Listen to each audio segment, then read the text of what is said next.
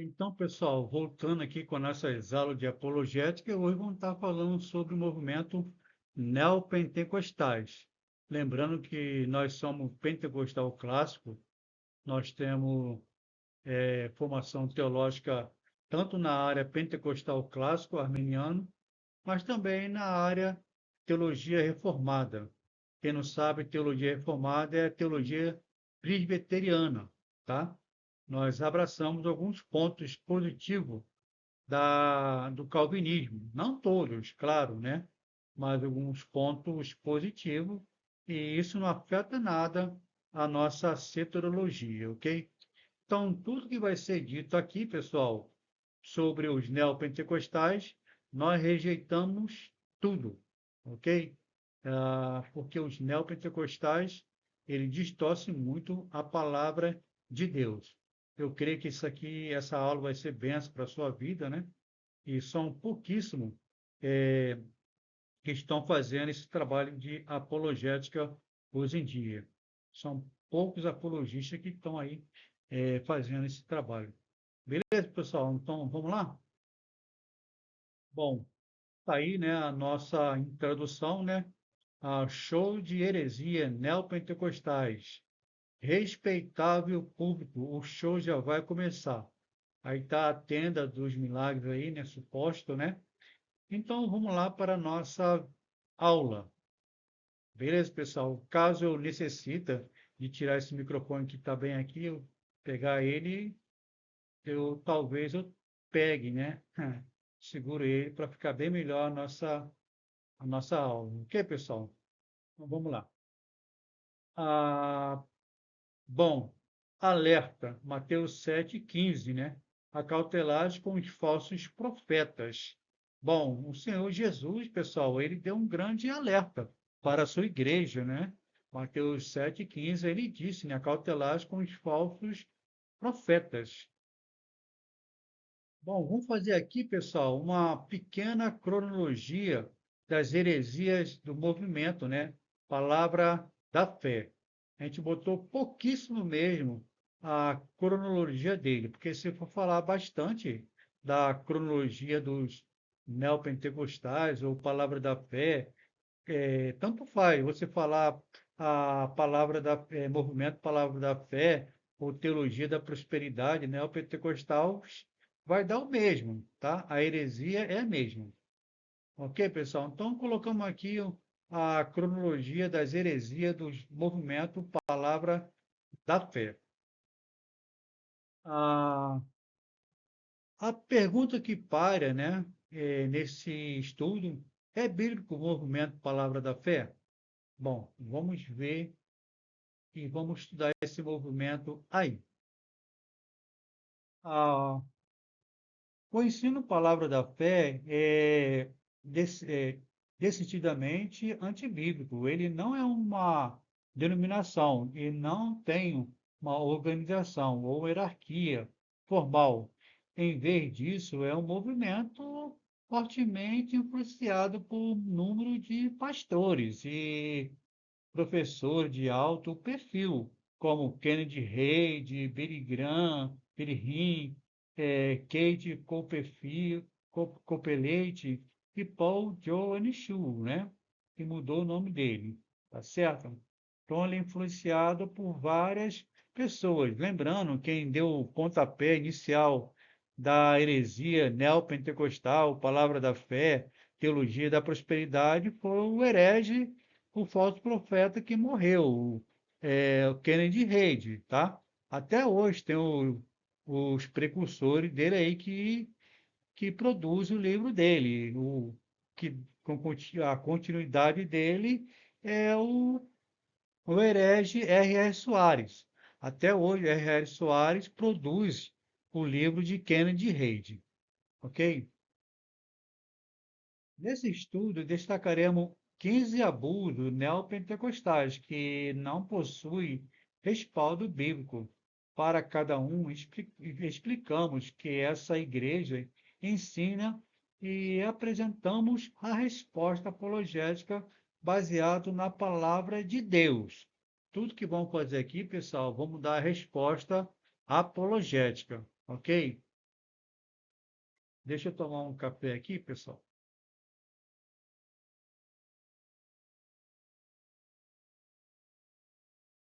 Fiz algumas considerações aqui, pessoal, que é o seguinte, pessoal. Vamos lá. Esse estudo apologético é dedicado a todos os membros do corpo de Cristo que tenha uma visão diferente da minha, e que nem por isso deixa de ser meu irmão ou minha irmã, irmão que qual estaremos compartilhando a eternidade no reino do nosso Senhor Jesus Cristo. Em amor, eu amo todos vocês. Abraço, tá aí meu nome aí, tá? Bem, bem conhecido. Então, vamos lá. Aqui, pessoal, vou ter alguns jargões antibíblicos usados pelos neopentecostais, ok? Ah, Muitos neopentecostais eu uso esses jargões aí, que é antibíblico. Aí você pergunta, por que um cabalião, né? Gabalião é porque toda hora ele muda de cor, né? As seitas, heresias, né? Toda hora está mudando de cor. Assim mesmo é o gabalião, né? Então sempre está mudando de heresia uma para a outra, né? Então eu coloquei aqui ah, alguns jargões que com certeza você já ouviu aí, tá? Vamos lá. Primeiro, eu declaro, eu profetizo, eu sou a boca de Deus, tome posse. A oração é a palavra, a oração é a alavanca que move a mão de Deus. Está amarrado, é só vitória, é só vitória. Eu estou vendo um anjo aqui na igreja. Eu determino, a palavra tem poder, sou profeta de Deus, eu declaro que o Brasil é de Jesus, cobertura espiritual. Bom, essas são as palavras que você já ouviu aí, com certeza, pelos neopentecostais, né? Caso um pentecostal fale isso aí, ele tem que vigiar, porque o pentecostal clássico, né, a raiz da Assembleia de Deus, ele não fala essas bobagens aí, ok? Muito utilizado pelos neopentecostais é essa aqui. A oração é a alavanca que move a mão de Deus. Jeremias, Isaías fala o contrário. Jeremias 55 fala que as mãos, os braços do Eterno não estão amputados e nem seus ouvidos estão agravados para que não possa ouvir, nem tuas mãos atrofiadas para que não possa abençoar. Então, pessoal, a nossa regra de fé e prática é a palavra de Deus. A Bíblia não fala que alavanca é a oração que move a mão de Deus, coisa nenhuma. Isso aí é um jargão antibíblico, tá? Essa aí é uma coisa que não bate com a palavra de Deus, ok? Então, tem muito mais do que isso aqui. Eu botei só 13, mas tem muitos jargões aí usados pelos neopentecostais da vida aí. Beleza, pessoal? Então, vamos lá. Continuando aqui as nossas aulas. Primeira heresia. Esse camarada aí, esse falso profeta aí, você conhece, né? Ele é o guru da Igreja Universal do Reino da Ratoeira, tá? E também ele é parente do R.R. Soares, ok? Ele era da a Cruzada Universal e a Igreja Universal do Reino da Ratoeira era do seu cunhado, né? E ele bulou lá o sistema lá e conseguiu tomar a igreja do R.R. Soares. Depois ele rebanhou o rebanho, né, a, o rebanho para a sua seita lá na Igreja Universal do Reino da Ratoeira. Então, esse é o Guru Macedo, né? Esse aí é o Guru Macedo. Então, a teologia da prosperidade. Ok, pessoal? Então, isso aí está tá na galeria dos falsos profetas. Vamos lá. O que ensina? O que ensina? Pessoal, o que ensina a teologia da prosperidade? Bom, acredita que Deus quer que todos os crentes sejam financeiramente prósperos, rico, ensina que oferta generosa gera bênçãos materiais, em troca, criando a ideia de que pobreza é falta de fé. É isso que eles falam lá, tá? Quando você não oferta, quando você não dá dinheiro para o bolso dele, fala que você não tá com demônio, que você não tem fé, que você tá no pecado. Então, a teologia da prosperidade, ou movimento, palavra da fé, ensina praticamente isso aí.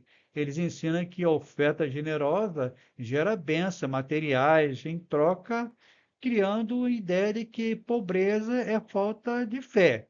Então, se você é pobre, é porque você não tem fé. É isso aí que eles ensinam.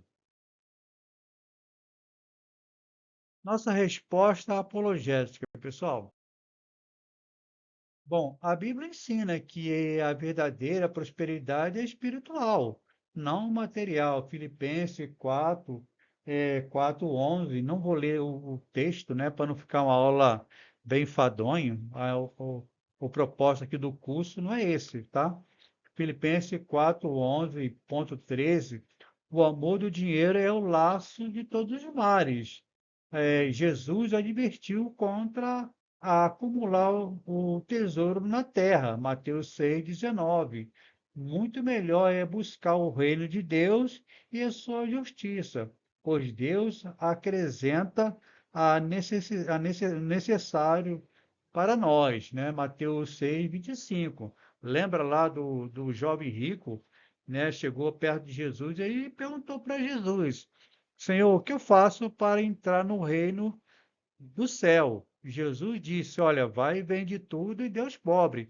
Jesus não queria que ele desfazesse da bênção, Jesus estava testando ele, mesmo que ele fizesse, desfazesse do materialismo, desse para os pobres, Jesus jamais ia deixar ele em necessidade. Jesus estava ensinando a ele que o Jesus é o Deus provedor.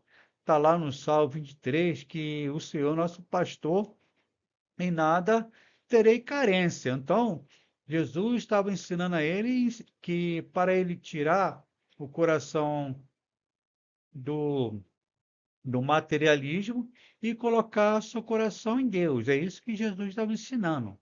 Ok, pessoal? Hoje é diferente. A teologia da prosperidade usa esse texto aqui, né? Manda a pessoa vender tudo que tem e levar para a igreja. O texto é o contrário, é, é, por outro viés. A Bíblia fala lá que vende tudo e dá aos pobres, não levar para a igreja. Totalmente ao contrário que a Bíblia fala. Ok, pessoal? Continuando aqui as nossas aulas. Aula 2. Feijão ungido. Lembra do feijão ungido? Que esse camarada aqui, ele falou que o feijão era ungido, né? Heresia, né? Venda de objeto ungido. Valdomiro Santiago, né? Ele, na, na época do Covid lá, ele falou que o feijão ele tinha poder para curar o Covid, né? Isso aqui no artigo, né?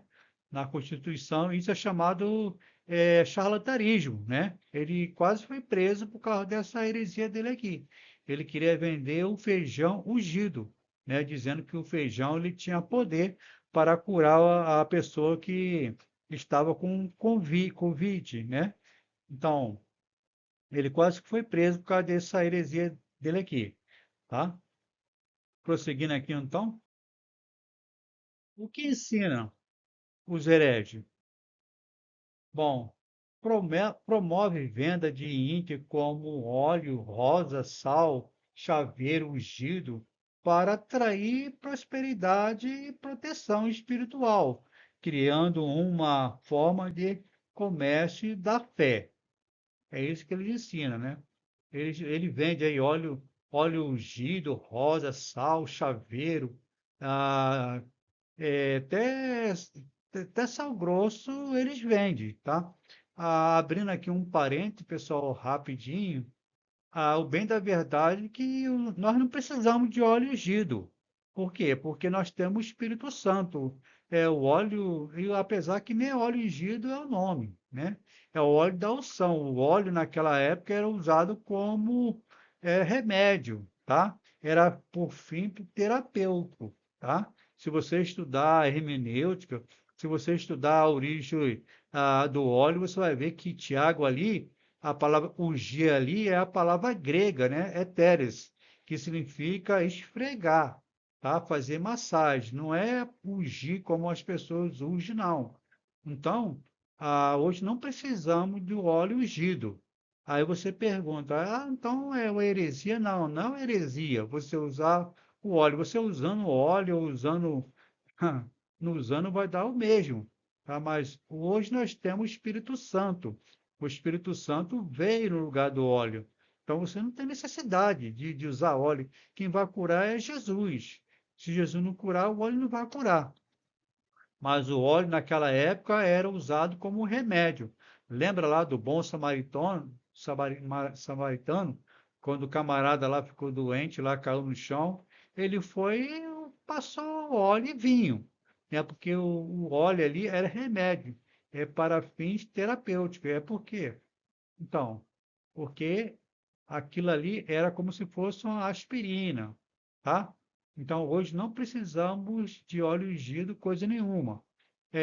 Repetindo aqui, eu não vejo como heresia, tá? Não vejo isso como heresia, eu vejo como uma má interpretação. Inclusive, eu fiz uma apostila sobre essa prática de óleo ungido, tá? Então, na minha opinião, seguindo o texto bíblico, você não precisa mais usar óleo ungido. Beleza, pessoal? Continuando aqui as aulas, então, vamos lá. Nossa resposta apologética. Bom, pessoal, o objetivo desse impostor da fé é arrecadar dinheiro para seus cofres pessoais. A palavra de Deus condena a tentativa de comprar e vender poder espiritual ou qualquer tipo de bênção. Atos 18:20. A fé deve estar em Deus e não em objeto. Essa prática satânica tira Jesus do central, né? Central da fé. Ok? Tu lembra lá de Simeão, né? Simão, né? O mágico. Simão o mágico, ele ele ele estava querendo comprar o dom do Espírito Santo. Viu lá que o discípulo queria é, os discípulos estavam lá orando e as pessoas recebiam o Espírito Santo, o dom, ele queria dinheiro para onde que ele colocasse as mãos, recebesse também o Espírito Santo às pessoas, tá? E hoje as pessoas estão fazendo isso aí também. Nós chamamos isso de simonia, tá? A venda de bênçãos. Então, a mesma coisa é isso aí, os camaradas hoje aí, tá? Os falsos profetas. Então, eles vendem as bênçãos para arrecadar dinheiro para os teus cofres. Beleza, pessoal? Então, vamos para a nossa terceira aula. Tá aí esse Ageno Duque aí, né? Com a roupa de mendiga aí, né? De príncipe, o falso profeta. Tem muito vídeo dele aí que você pode colocar lá, tudo mentira dele, né? Tem um vídeo também que ele cospe na boca da irmã lá, né?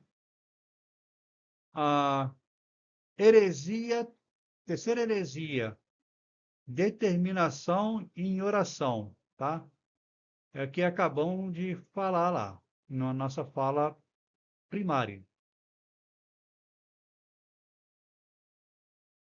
O que ensina?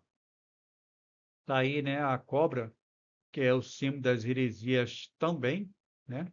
Que a cobra é o símbolo do diabo. A cobra, ela deturpou a palavra de Deus, tentou deturpar a palavra de Deus lá em Gênesis, né?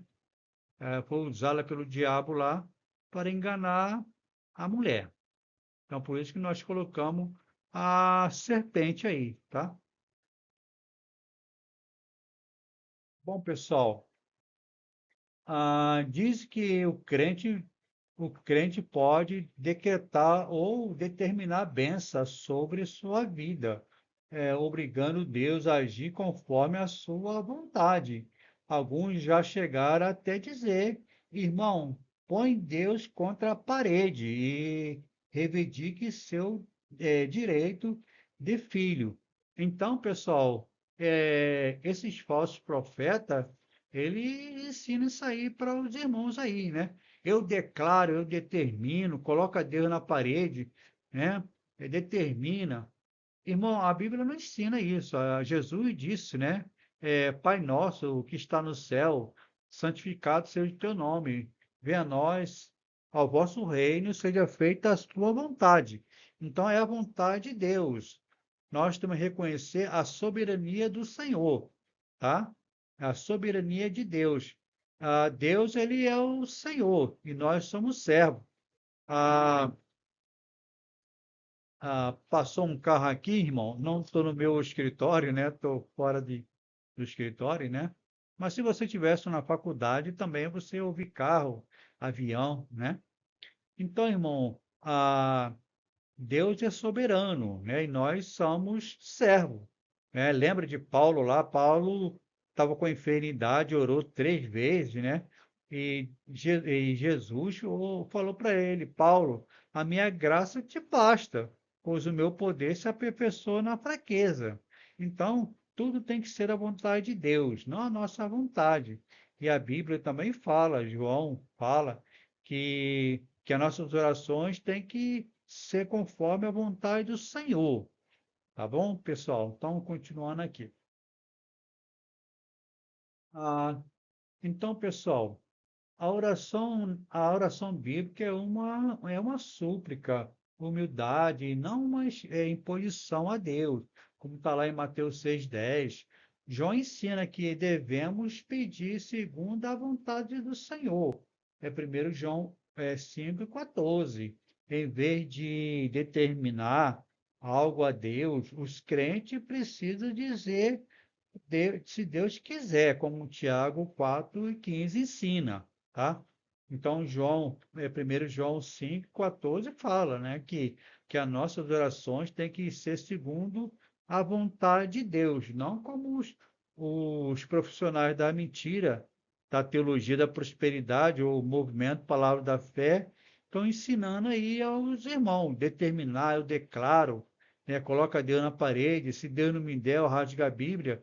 Isso é antibíblico, pessoal. Isso não tem nada a ver com a hermenêutica e com a palavra de Deus. Isso é um ensinamento de homem.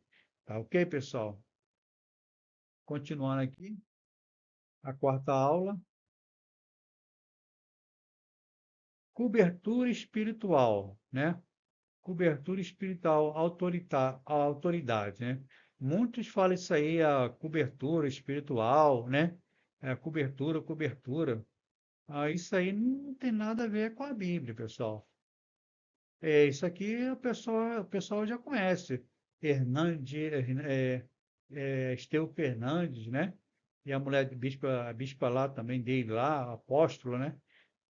Teve um problema aí com a Receita Federal que escondeu um dinheiro lá e deu ruim para os dois, né? Então ele é aquela seita lá, aquela igreja lá, ah, Renascer. O que ensina? Resposta apologética.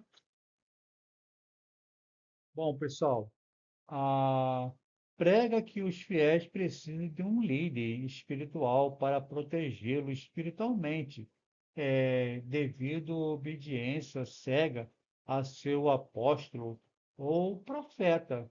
Relato de ex-adeptos desse líder mostra que eles precisam da satisfação de tudo, pedindo para esses falsos representantes de Deus até permissão para ir fazer compras, assistir jogo em estádio, etc, etc.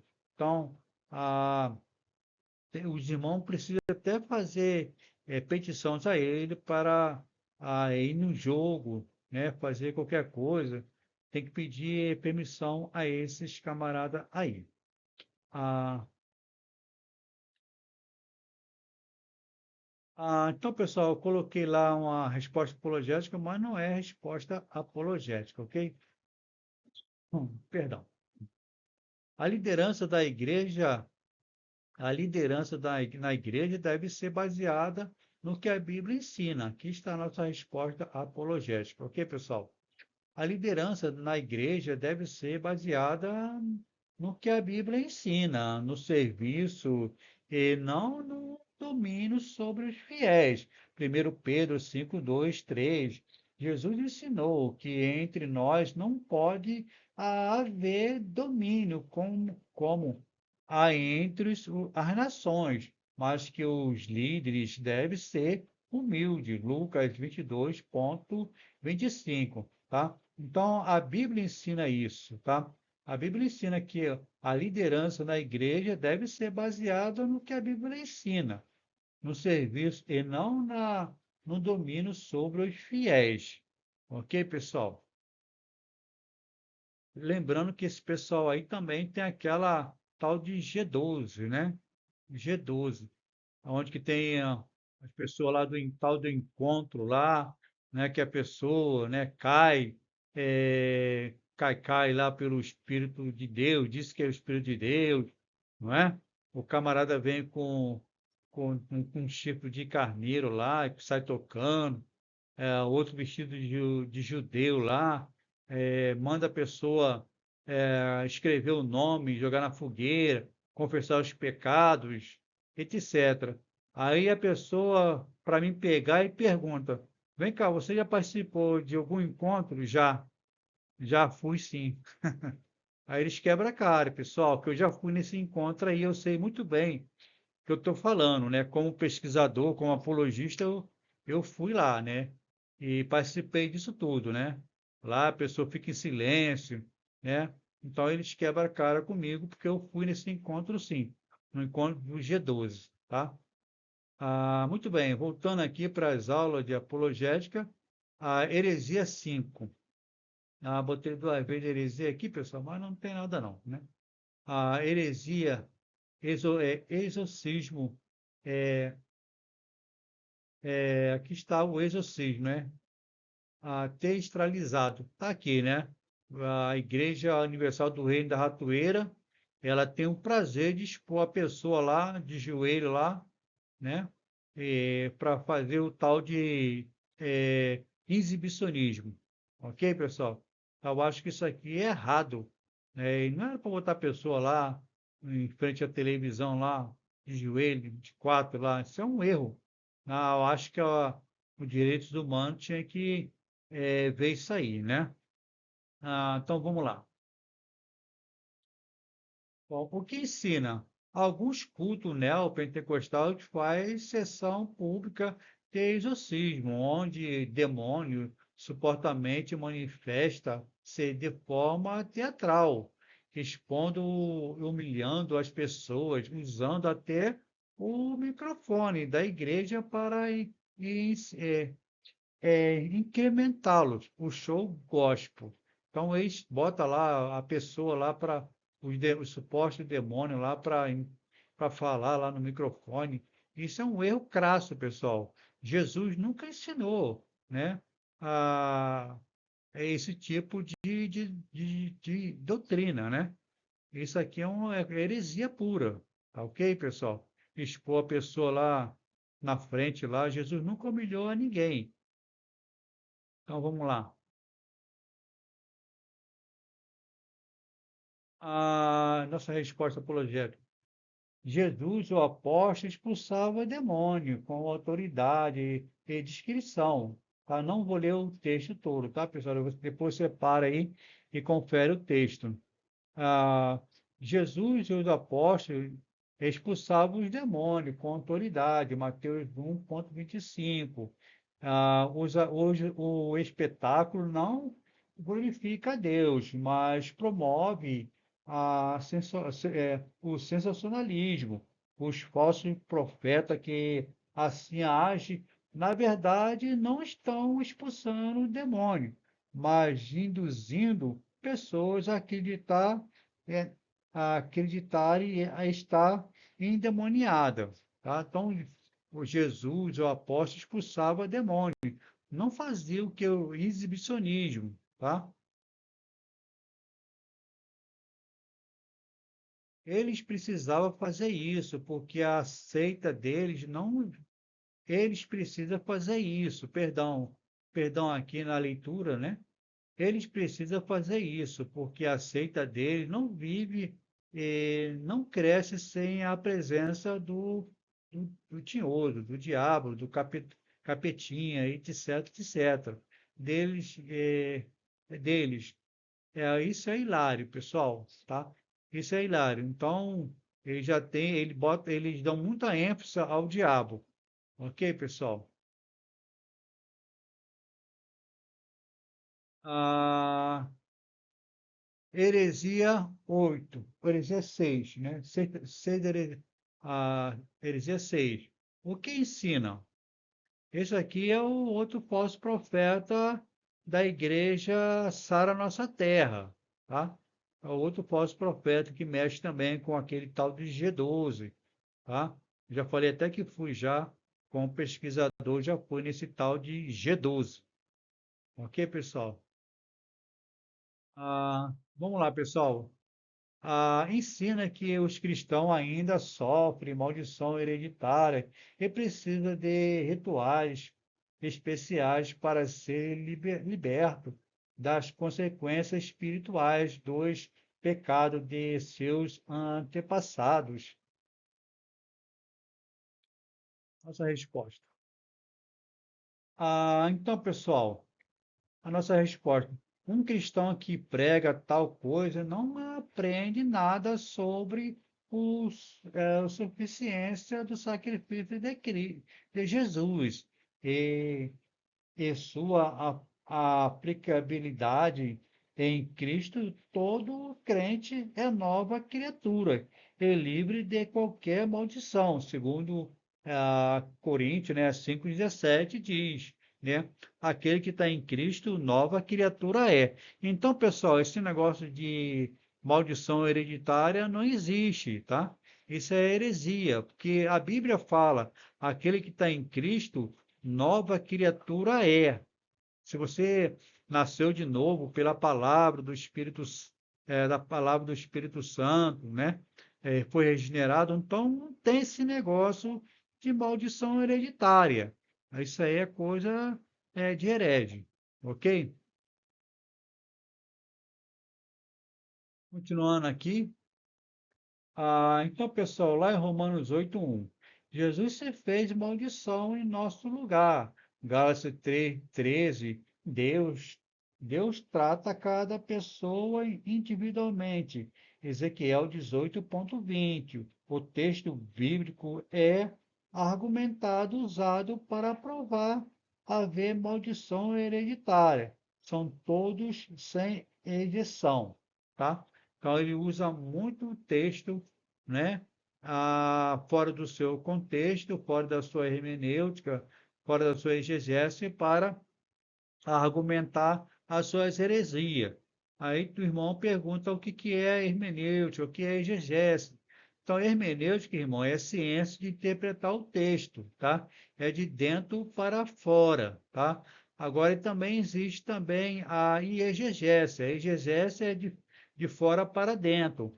Quando o autor coloca o pensamento dele naquilo que a Bíblia não está querendo dizer. O autor está lendo algo na Bíblia, naquilo que a Bíblia não está querendo falar com ele. Então, ele coloca ali, insere o pensamento dele. Então, isso é exegese.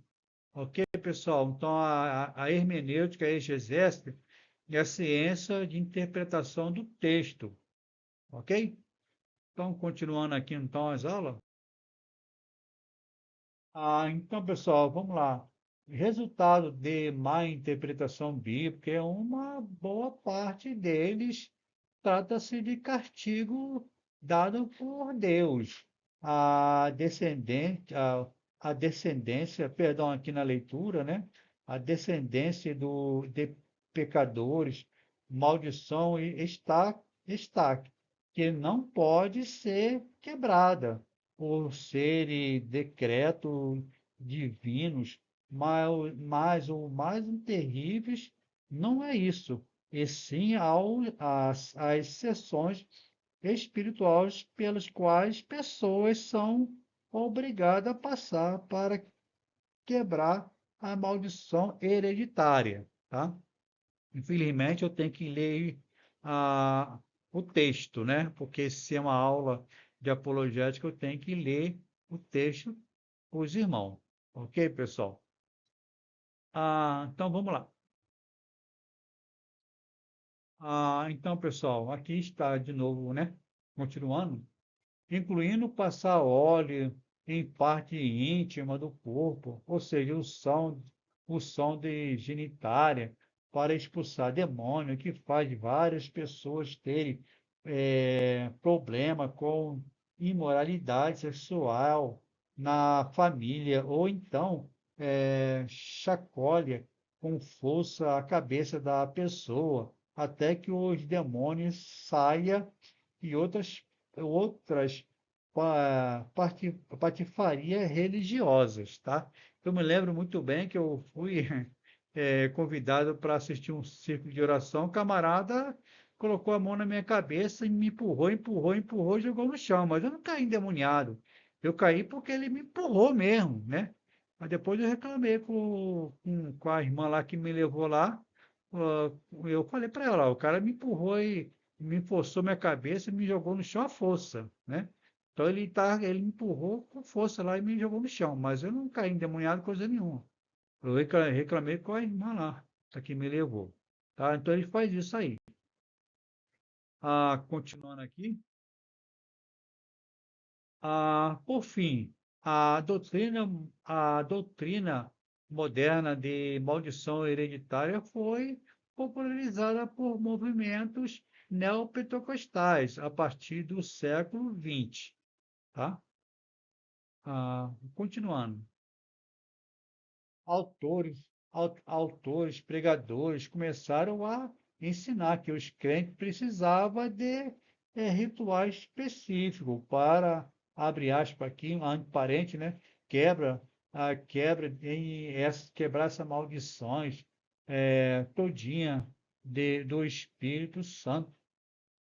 Ele foi perdão, aqui na leitura, ele foi lembrado dessa verdade só no século XX para ensinar a igreja, tá? Então eles ensinam essas heresias de quebra de maldição, né? Aí você fala, o demônio existe? Existe, pessoal, existe, tá? Mas não desse tipo aí que a teologia da prosperidade tenta ensinar, tá? Não é esse exagero aí. Então, eles dão muita ênfase ao diabo para humilhar as pessoas, para arrecadar dinheiro. Ok, pessoal? Então, vamos lá?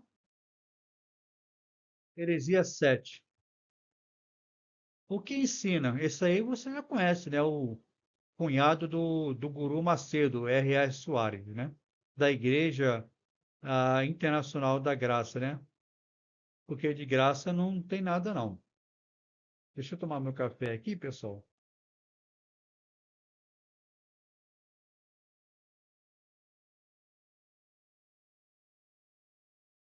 Então, pessoal, vamos lá. Líderes neopentecostais são vistos como ungidos, especiais, acima de qualquer crítica, e considerados quase invioláveis. Veste roupas luxuosas, chamativas, e faz questão de ser tocado pelos seus asséculos.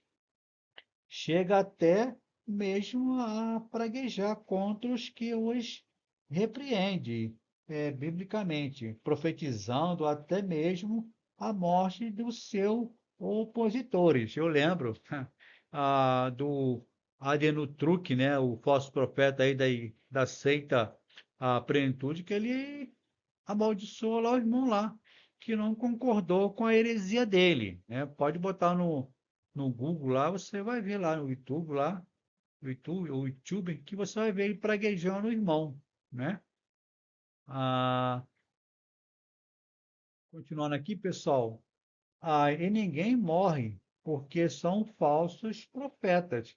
Sem deusar, sem Deus de tal forma que quando passa pelos corredores do templo durante o culto, as pessoas são adestradas a caírem no chão, como se o som dele fosse tremenda, né?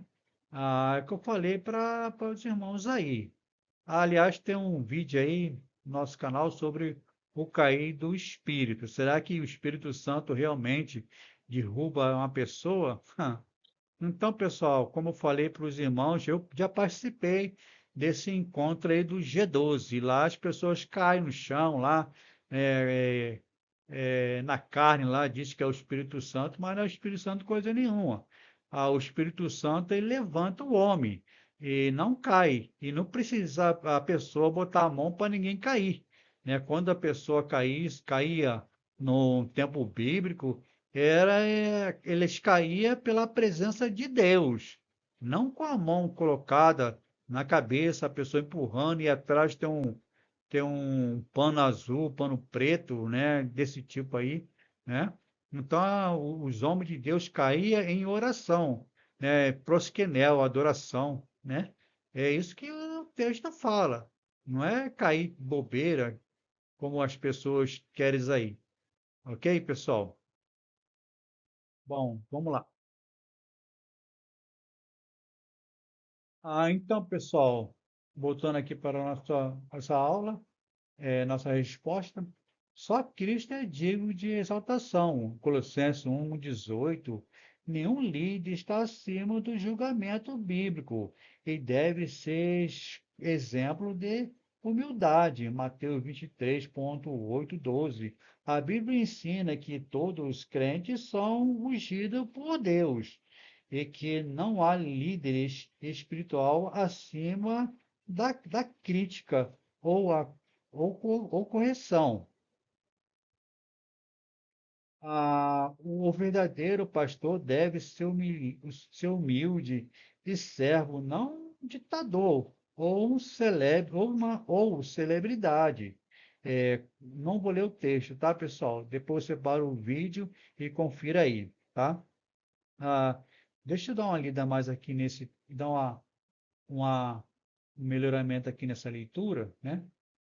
O verdadeiro pastor deve ser humilde e servo, não um ditador ou uma celebridade.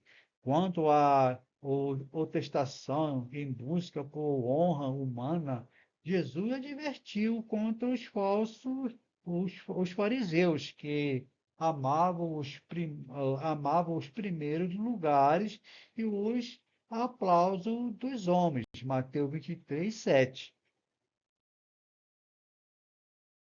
Os verdadeiros profetas não amaldiçoa os opositores para que morra, mas chama ao arrependimento e a verdade. E Jesus ensinou até mesmo a orar por eles. Não os amaldiçoe. Profe Profecias que não se cumprem são sinais de falsos profetas. Deuteronômio 18:22. Quanto quantos teatros faz as pessoas caírem ah, ao toque, ao toque de líder.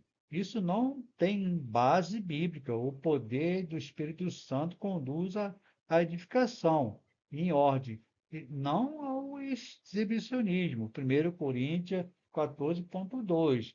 Líderes que exigem veneração se afastam do exemplo de Cristo, que veio para servir e dar a sua vida em resgate por muito. Ok, pessoal? Mateus 10:15 faz isso, né? Então, muitos aí, né, eles querem aplauso, eles querem que a pessoa, né, jogue confete, tá? Pessoal, o pior inimigo do falso profeta é o tempo, né? Me lembro que certa vez, né, deixa eu abrir um parênteses aqui, rapidinho fechar. Me lembro que eu era de uma igreja, né, Assembleia de Deus, foi um pregador lá pregar, uma pregadora, uma irmã, né? E no meio da pregação, ela chamou o pastor e falou: ó, eu estou vendo Deus te dar uma esposa, eu estou vendo Deus te dar um carro, eu estou vendo Deus te dar uma casa, filhos, um bom emprego. E o pastor, que era amigo meu, bem sabe, deixou ela falar, né, no meio de todo mundo. Aí depois o pastor chamou ela e repreendeu ela. E falou: "Ó, irmã, eu já sou casado, tenho um filho, eu trabalho no IBGE, tá? Então você não fica falando falsa profecia, não." Então é isso que acontece, pessoal, né? Muitos falsos profetas estão por aí afora, tá ok? Nós temos que tomar cuidado com as profecias. Aí tu pergunta: irmão, você não crê nas profecias, não? Creio, mas na profecia que vem de Deus, né? Hoje, pessoal, não existe mais profeta. Existe um homem e mulher que tem o dom da profecia, mas não existe mais profeta. Os profetas foi até João Batista, né? E acabou o profeta, não tem mais profeta, não tem apóstolo, não existe pastorado feminino, não tem nada disso, tá? Tudo isso aí é heresia hoje em dia. Ok, pessoal? Continuando aqui então, nossas aulas. A heresia 8. O que ensina, né? Eu esqueci aqui de botar aqui, né, o que ensina, mas depois a gente corrige isso aqui, né, pessoal? Esse garoto aqui você conhece, né? Esse falso profeta aqui. Diz que é pastor, né? É o Miguel, né? É o Miguel que deu problema aí, né? O herege, já desde pequenininho, já, desde criança, já está aprendendo a malandragem dos pais, né? A enganar as pessoas. Deu ruim para ele, né? Então, esse é o Miguel, né? O falso profeta. Está na galeria dos falsos profetas também, né? Continuando aqui, então. Bom, então, pessoal, eles criam campanha onde os fiéis devem entregar a quantia elevada de dinheiro para provar sua fé e receber bênçãos especiais, dinheiro sem bênçãos, né? Então, eles criam campanha, e tem aí a campanha da Fogueira Santa do Guru Macedo, né? Interessante que as pessoas do Macedo, ela vai tudo para o NPE, vai tudo para o hospital, né? Do, do SUS, né? E não vai para o hospital do Macedo. O Macedo tem um hospital riquíssimo, né? Que é o Moriá, né? Tem o Moriá lá, né? É um hospital rico. E aí os fiéis dele, ninguém visita aquele hospital lá, né? Ele poderia abrir as portas para os seus fiéis visitar aquele hospital lá, se consultarem lá, sei lá, né? Então, tá aí, né? Então, a Fogueira Santa arrecada muito dinheiro, né? Tem também a água do tratamento, que a gente fala, tudo para ganhar dinheiro, a Arca da Aliança, enfim. Bom, a nossa resposta apologética, pessoal. Bom, a...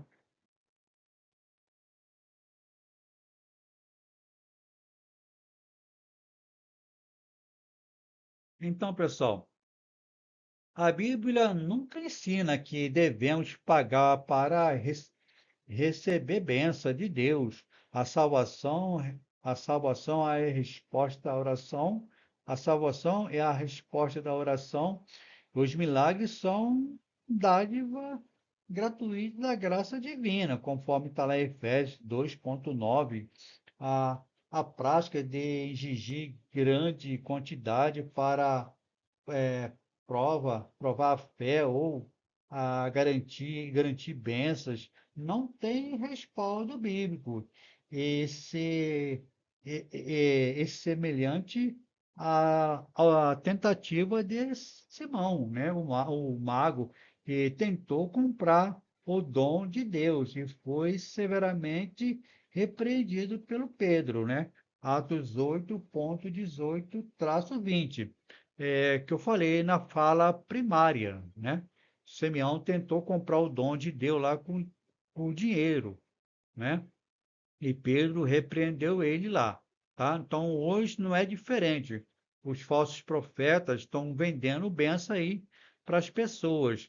É como na época da Igreja Católica, né? No século aí 18, né? Queria vender a indulgência. A indulgência, o padre, ele criou lá a indulgência, obrigando as pessoas a comprar um documento lá. Se a pessoa pagasse a indulgência, ela poderia sair do purgatório mais rápido e ir para o céu, né? O que revoltou Martinho Lutero, o estupim foi exatamente isso aí, a venda de indulgência. Martinho Lutero não concordou com esse negócio, né, de venda de indulgência, né, vender um pedacinho do céu. Ele não aceitou isso não, tá? Hoje não é diferente, não. Os falsos profetas só mudou o nome, né? Só mudou o nome de indulgência para vender benção para as pessoas em troca de dinheiro. Continuando aqui, a verdadeira contribuição cristã deve ser voluntária, sim, de coração e conforme cada um propôs em seu coração, não por pressão ou medo, segundo Coríntios 9.7. Deus não é comerciante de milagre ou qualquer ensinamento que condicione bênção financeira, a oferta exagerada, distorcida. O evangélico é explanaram os fiéis, né? Então, Deus não é Deus de comércio, pessoal, tá? Deus é um Deus de gratidão, ok, pessoal? A heresia 9. O que ensina? Aí tá, né? Rituais místicos, rosa ungida, água do tratamento, a rosa ungida, água do tratamento, quebra de maldição, ao som com óleo. Tudo heresia, pessoal. Você não precisa nada disso. Você não precisa de rosa ungida. Você não precisa de quebra, a 7 mergulhos de Naamã. Você não precisa de agrotratamento. Você não precisa de óleo ungido. Você não precisa de nada. Você precisa obedecer a palavra de Deus só, né? Então é isso que você precisa. Você não precisa de nada disso, pessoal. Então, ele ensina rituais místicos, esse simbolismo simbólico. Continuando aqui, então, a, a prática como um sopro do Espírito Santo sobre fiéis, pisar em mapas para tornar posse ou usar atos proféticos sem base bíblica para atrair a bênção ou até mesmo inventa dons espirituais fora da Escritura Sagrada, como o dom do riso, da lagartixa, etc. São comuns em culto neopentecostais. Coloquei lá a foto do Billy Graham, né? Ele jogando, ele botando a mão na cabeça lá das pessoas, para as pessoas caírem no espírito, né? Supostamente, tá? Isso acontece sim nesses grupos que eu já fui lá e vi, tá, pessoal?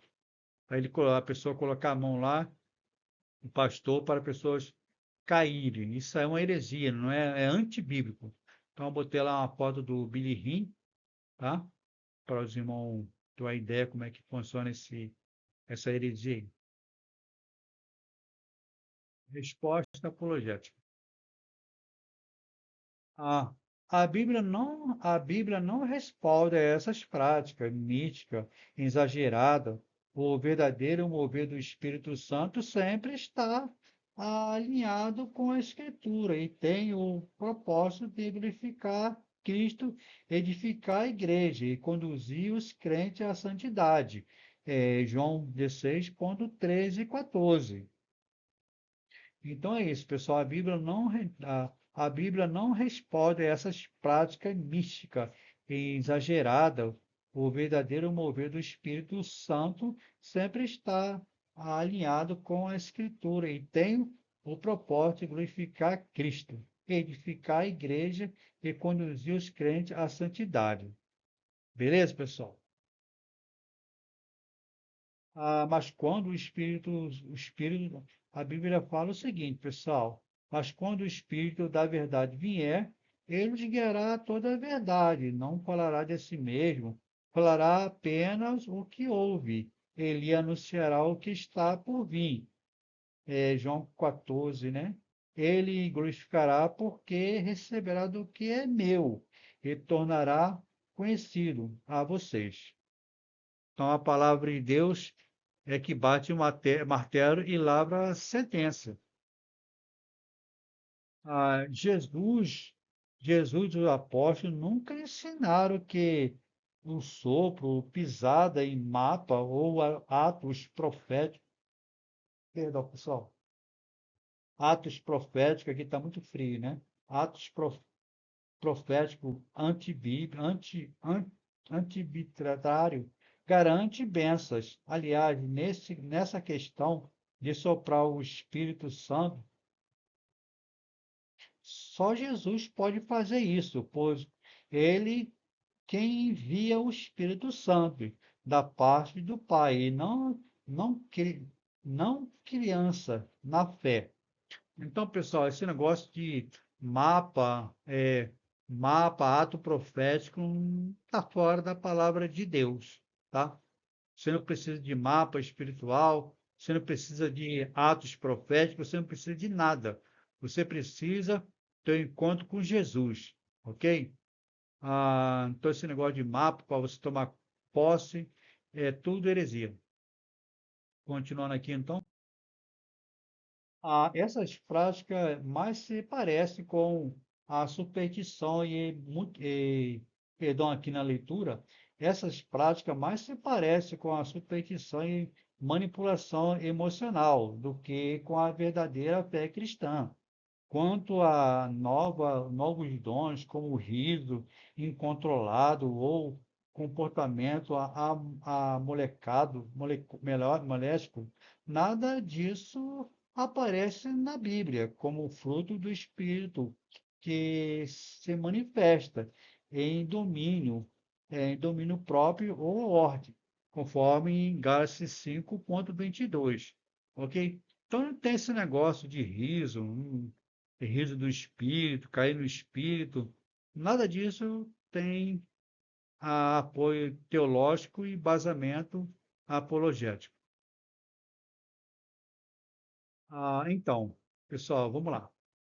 Todo ensinamento ou prática que não é, tem base bíblica ou que vá além da Escritura, 1 Coríntios 4,6, deve ser rejeitado. 1 Tessalonicenses 5,21.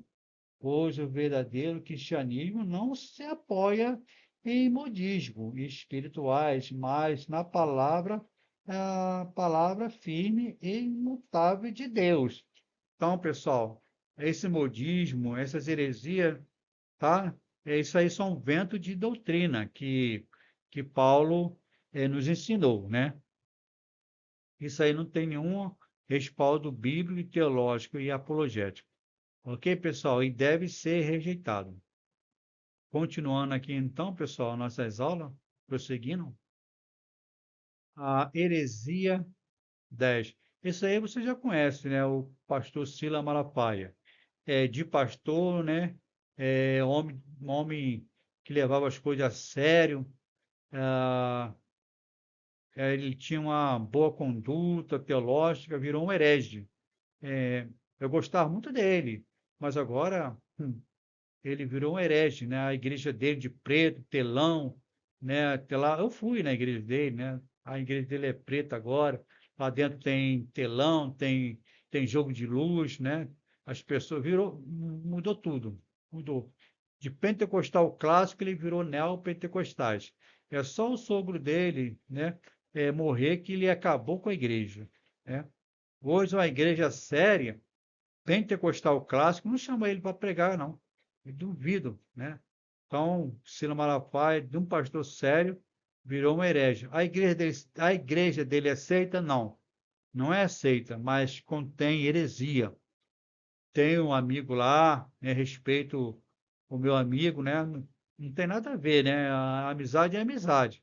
Mas a, é o ensinamento dele para lá e eu para cá. Então, o Silas Malafaia, de pastor sério, virou um herege. Ok? O que ensina?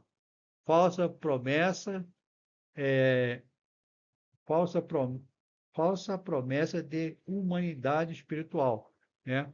Ele está sempre profetizando aí que o Brasil é do Senhor, o Brasil é de Jesus, e sempre quando ele profetiza dá tudo errado, né? Bolsonaro, Bolsonaro foi preso, lembra que ele profetizou que Bolsonaro ia ganhar, eles, outros falsos profetas, né? Deu ruim para o Bolsonaro. A resposta apologética, pessoal. Ah, bom, botei a resposta apologética aqui, mas desconsidera aí, né? Continuando aqui. Prega que o que eles ensinam, prega que crentes fiéis nunca enfrentarão doença, problemas financeiros ou ataques espirituais. Jesus prometeu, aqui é a nossa resposta apologética, pessoal.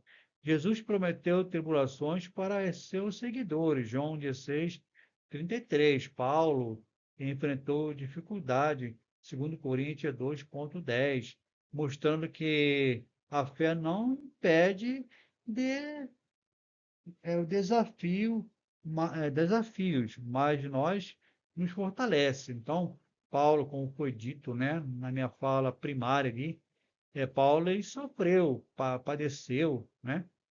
Então, eles pregam que o crente não sofre, o crente não fica doente, são chamados super crente.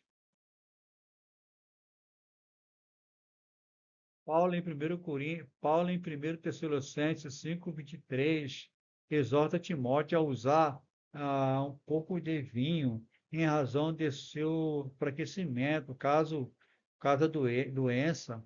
Será que Timóteo não era um bom cristão, um crente, no caso, né? Veja segundo Timóteo, Timóteo 3,15. Então, Timóteo tinha uma doença no estômago, né? Paulo mandou usar um pouco de vinho. Então, pessoal, o sofrimento faz parte do ser humano. Se Deus quiser curar, cura. Se Deus não quiser, também não cura. Deus, ele manda a prova, né? Nós somos provados. E nós temos que dar glória a Deus nas provas também, né? Se é a vontade de Deus soframos, então nós temos que glorificar a Deus pelo sofrimento. Ok, pessoal? Heresia 11. O que ensina? Isso aqui que foi o que deu pontapé em todas as heresias, né?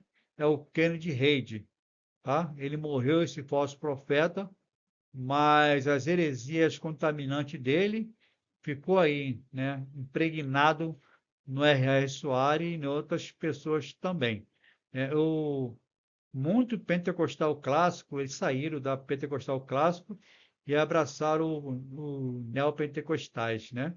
Muitos homens de Deus, né? Apesar que é o que o Paulo falou, que muito apostatarão na fé, dando ouvido aos profissionais da mentira, os demônios, né? Então, a igreja neopentecostais, a heresia vem desse camarada aqui, tá? Ele que deu o pontapé inicial. Ah, uso de meios mundanos para atrair pessoas. Aí, como falei para você, canhão de luz, né? Palco, etc, etc, etc, né? Algumas igrejas neopentecostais utilizam show, danças sexuais, até festas seculares, carnavais, por exemplos, para atrair fiéis como se Deus quer fazer crescer a obra.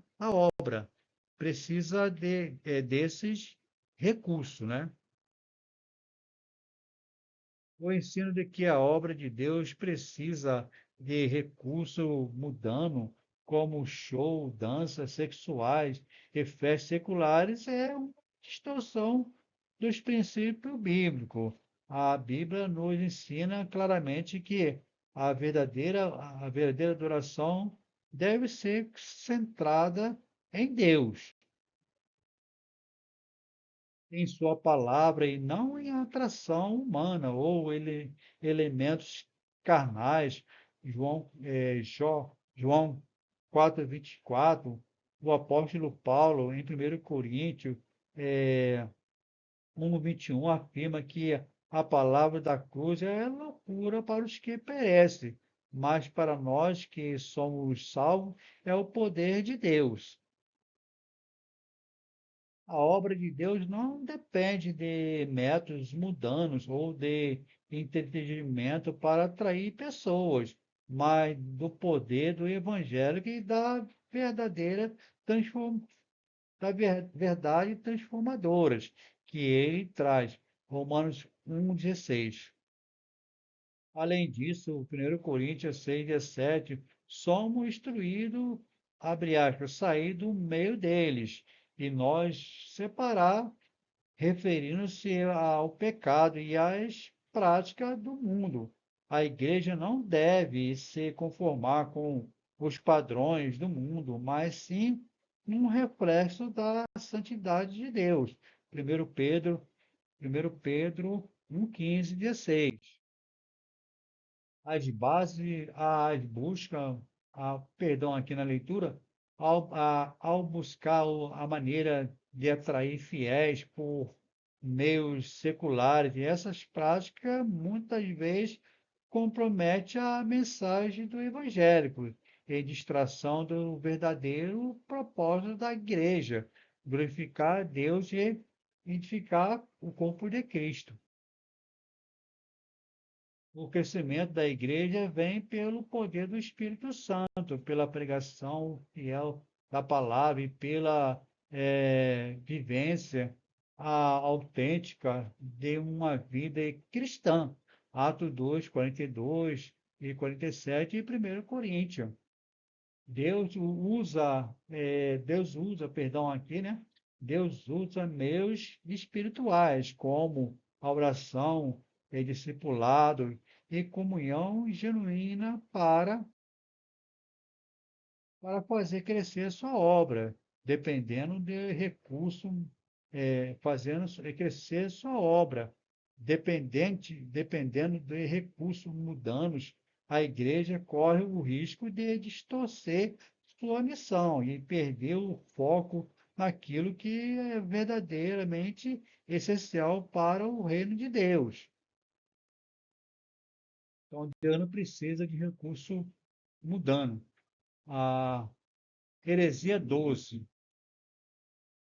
O que ensina falsas revelações e falsas profecias? Aquele camarada aí, você sabe quem é, Marco Feliciano, né? Deu ruim para ele uma vez aí que ele falou que nós somos Deus, né? Eles ensinam o seguinte, pessoal: promove profetas que traz revelações vagas, sem confirmações bíblicas, muitas vezes contradiz a palavra de Deus. Profecia deve ser testada. Profecia deve ser testada. Primeiro Tessalonicenses 5:21. Não pode contradizer a Escritura. Gálatas 1:8. Falsas profecias serão conhecidas perdão, na leitura, falsos profetas serão conhecidos por seus frutos. Mateus 7:15. Perdão, pessoal. A Bíblia ensina que a revelação de Deus é completa, mas nas Escrituras. 2 Timóteo 3:16, 17. E qualquer suposta profecia deve ser testada à luz da palavra. 1 João 4:1. Profetas verdadeiros não traz mensagem vaga ou contraditória. Pois Deus não é um Deus de confusão. 1 Coríntios 4:33. Além disso, Deuteronômio 18:22 estabelece que um profeta genuíno deve ser 100% precisa. Em Gálatas 1:8-9, alerta contra qualquer ensinamento que contradiz o evangélico, revelações extrabíblicas. Divergência verdadeira revelada não são de Deus, mas fruto de imaginação humana, ou exagero espiritual. Essa mulher aqui, né? Essa, essa senhora aqui é aquela Joyce Meyer, uma pós-profeta também, pastora, né? Não existe pastora, pessoal. Se você pegar segundo Coríntios, segundo Timóteo 3:11, você vai ver quais as qualificações de um pastor. Que o pastor seja casado, marido de uma só mulher. Não fala em verso, né? Tito também fala que o pastor tem que ser casado. Não fala em verso, tá? Então ela se titula pastora. A, a heresia 13. O que ensina? Idolatria ao dinheiro. Na igreja está, né? Botei um símbolo aqui na cruz lá e caindo o dinheiro, o sangue lá, o dinheiro. O cara enchendo os copos. Então, pessoal, algumas igrejas neopentecostais transformam-se o dízimo em oferta, em uma... Perdão, pessoal. Algumas igrejas neopentecostais transformam o dízimo em oferta, em uma obrigação financeira abusiva, explorando os ofícios, os fiéis, através do evangelho, do medo. Ah, abre parênteses aqui, né? Se não ofertar, o diabo vem e leva até o que você não tem. A gente fala isso, né?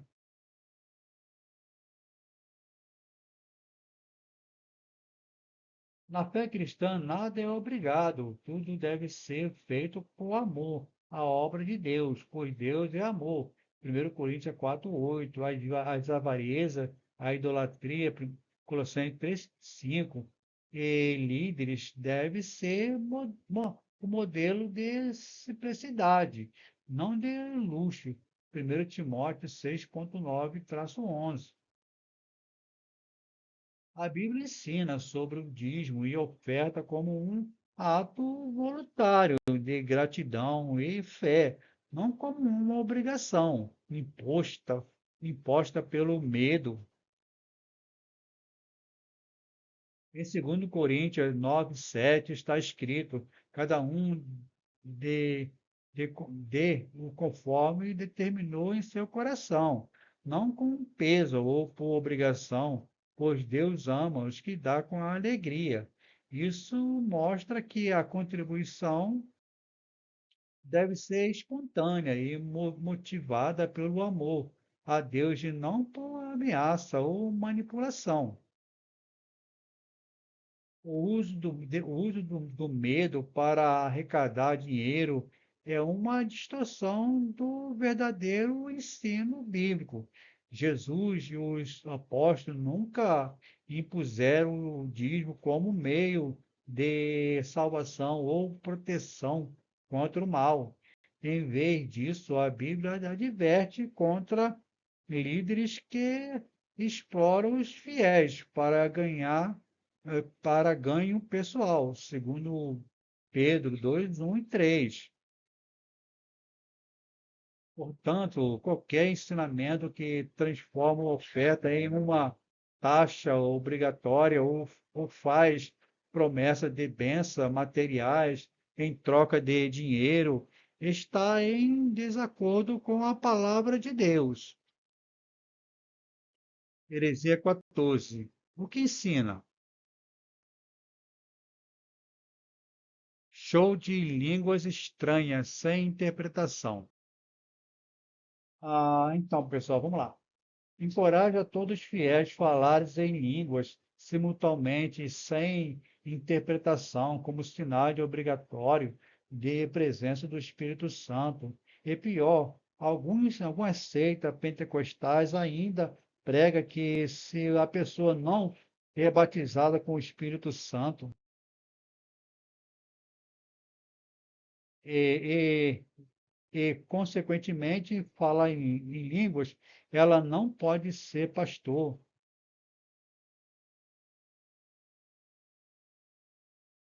O dom de língua existe e deve ser usado com ordem, com interpretação, de modo que a Bíblia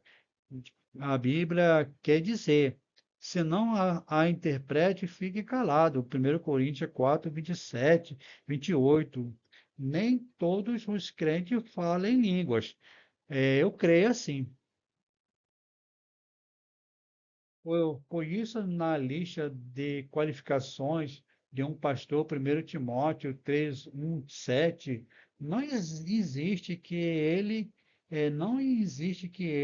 tenha de falar em línguas. Isto é pura invenção de que não se, perdão aqui na leitura, isso é pura invenção de quem não se envergonha de ir além da Escritura. 1 Coríntios 4 e 6.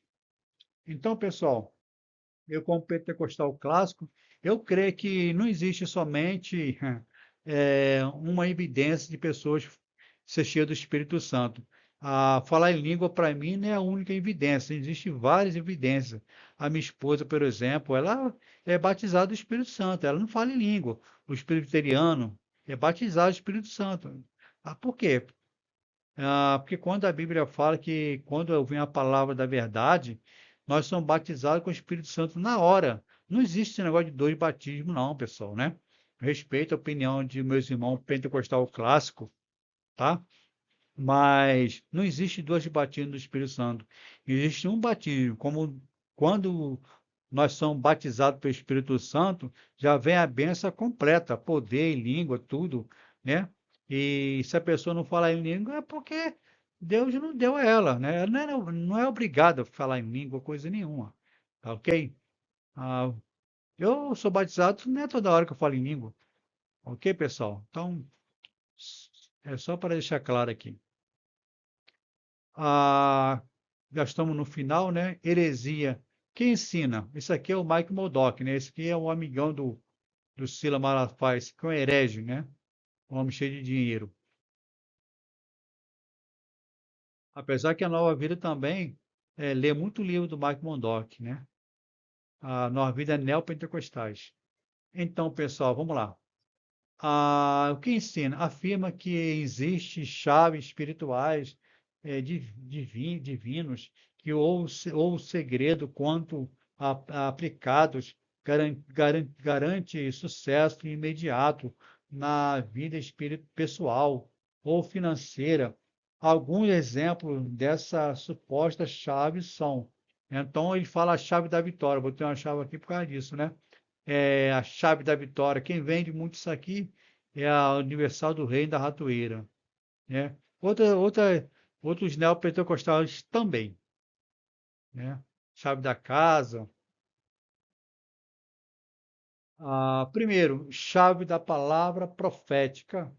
Ensina que a repetir certa declaração de fé ou decretar bênção, a realidade mudará automaticamente. Então, eles ensinam, né? A chave, palavra profética, né? Ensina que ao repetir certas declarações de fé ou decretar bênção, a realidade mudará automaticamente. Conversa piada, pessoal. 2. Chave da semente financeira. Diz que ao fazer uma oferta específica, a pessoa ativa uma benção financeira.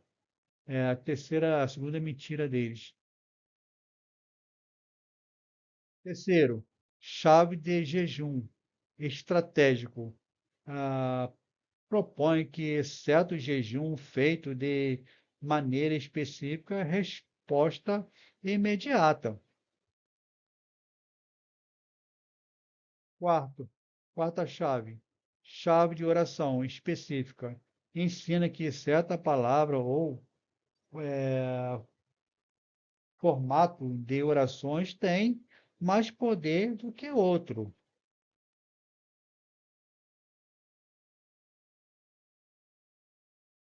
A nossa resposta apologética. A Bíblia não ensina que existe chave espirituais que garante sucesso imediato na vida pessoal, financeira. Esse conceito frequentemente se baseia em interpretação distorcida da Escritura e promove uma visão mecanista de fé, como se Deus fosse obrigado a agir determinada maneira, quando certas chaves são usadas. Então, isso aqui não tem embasamento nenhum, pessoal. Deus não é obrigado a fazer nada por nós. Deus já fez, tá? Dando seu filho para nos salvar. Ah, primeiro, chave da palavra profética, né? A Bíblia ensina que Deus tem a chave da palavra de Deus. A Bíblia ensina que Deus tem soberania sobre todas as coisas. Primeiro, Tiago 4, 13 e 11. Embora a confissão da fé seja importante, Romanos 10, 9, a palavra humana não possui poder mágico para alertar.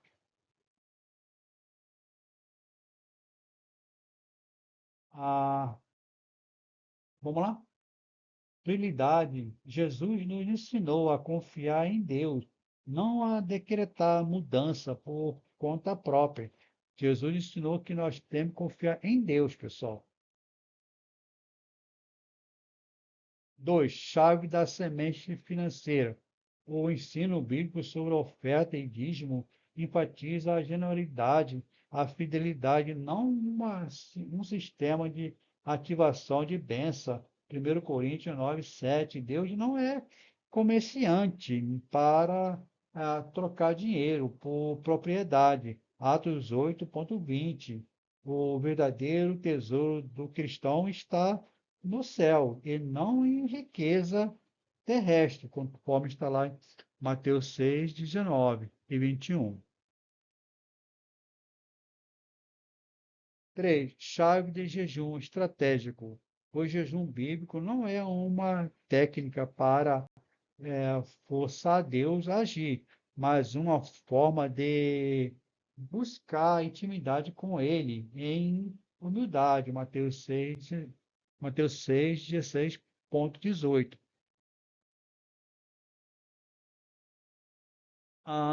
Então, pessoal, nenhuma fórmula de jejum garante resposta imediata para Deus.